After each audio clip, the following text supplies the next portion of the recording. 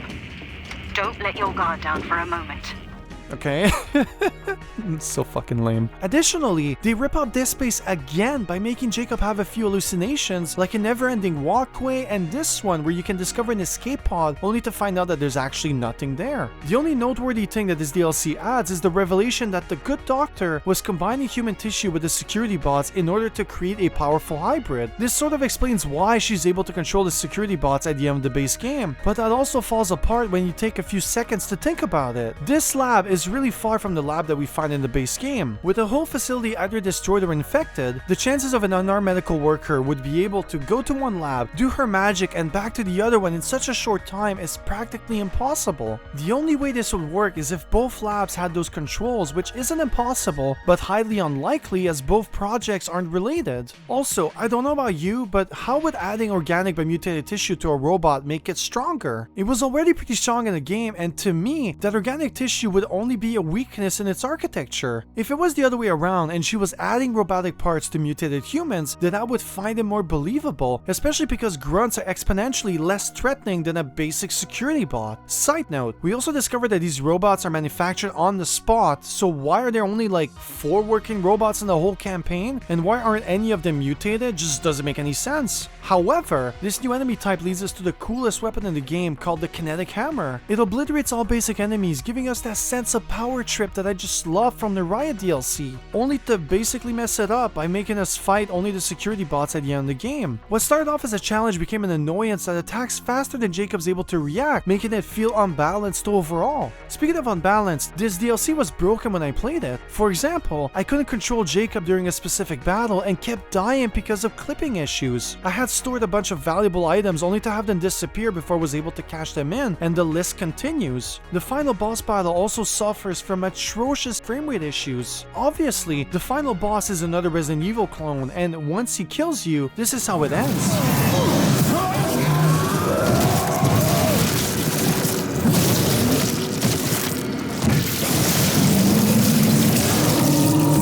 Can this be any more anticlimactic?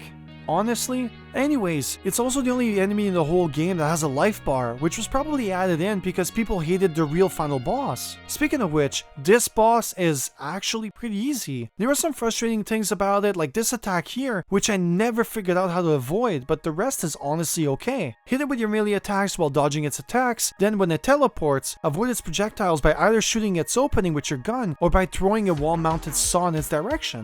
Once we beat the boss, we get the big reveal and...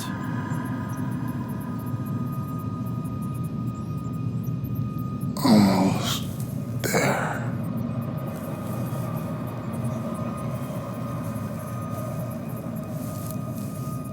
Final report, Dr. Caitlin Marler. I found him in the Warden's Tower and dragged him here. His link to Danny's core still active. I used this connection to upload the full details of the experiment. Whether it will be received, I can't say. But it was our only hope to get the truth out there. To turn his sacrifice into opportunity. Data transfer complete. Finally.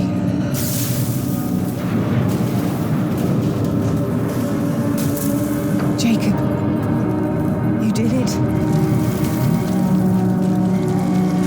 And now, your fight is done.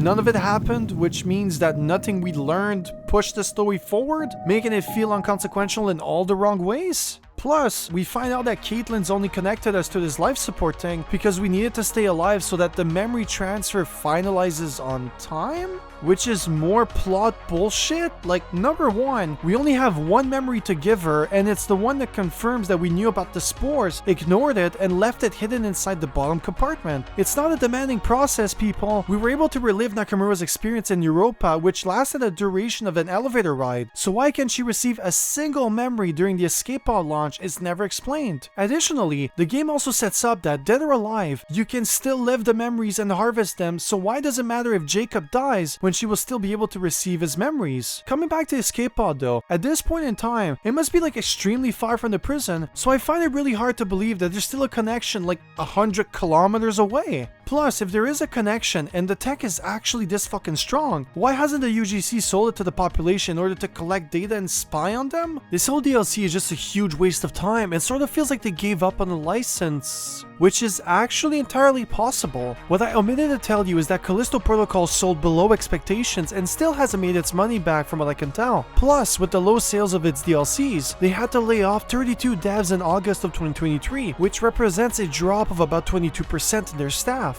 More recently, Glenn himself, his chief operating officer, and the chief financial officer also left the company about a month later, which means that we'll probably never see a sequel to Callisto. All that to say that having Glenn Gosfield lead the project and encourage the comparisons between both games really didn't help sell the game, but if you can't earn those claims, you end up with an already forgotten game that no one actually wants to buy. That's what I meant at the beginning of this video when I stated that Callisto fails because of all of its minor decisions, because on the surface, it does look like a spiritual successor to Dead Space. It pretty much has all the components and game mechanics, but it's the way that it's used which just shows how amazing the original Dead Space is and how much it wasn't ahead of its time, and still somewhat is in some aspects. On a side note, I do want to mention that none of the Dead Space games actually sold exceptionally well, so I do think that Callisto not breaking the pattern wasn't all that surprising. Fun fact, the Dead Space remake sold less than half of the sale numbers that Callisto Protocol had on release, which is attributed to the fact that Callisto released during the Christmas period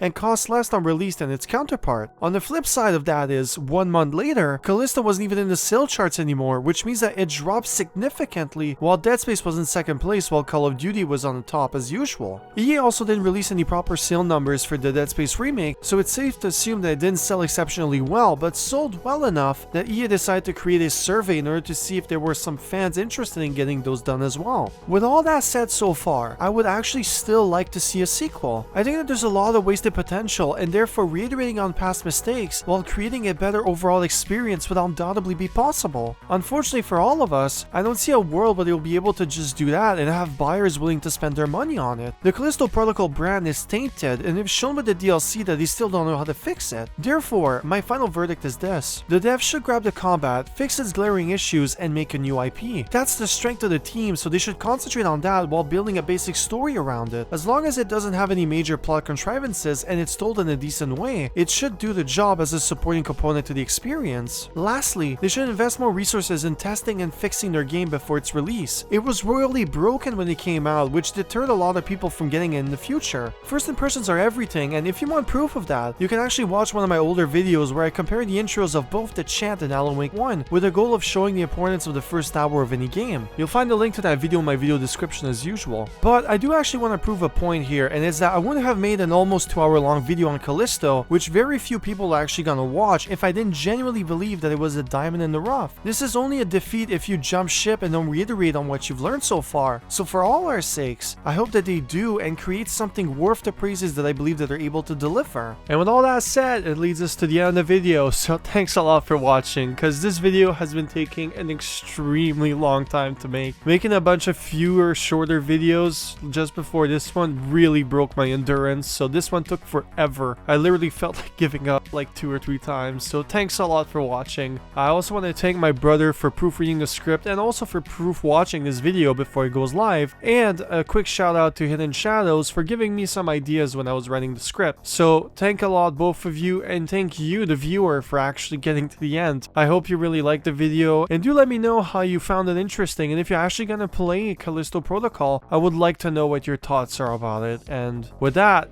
thank you for making this gamer's dream a reality, and I'll see you in the next one. Bye now.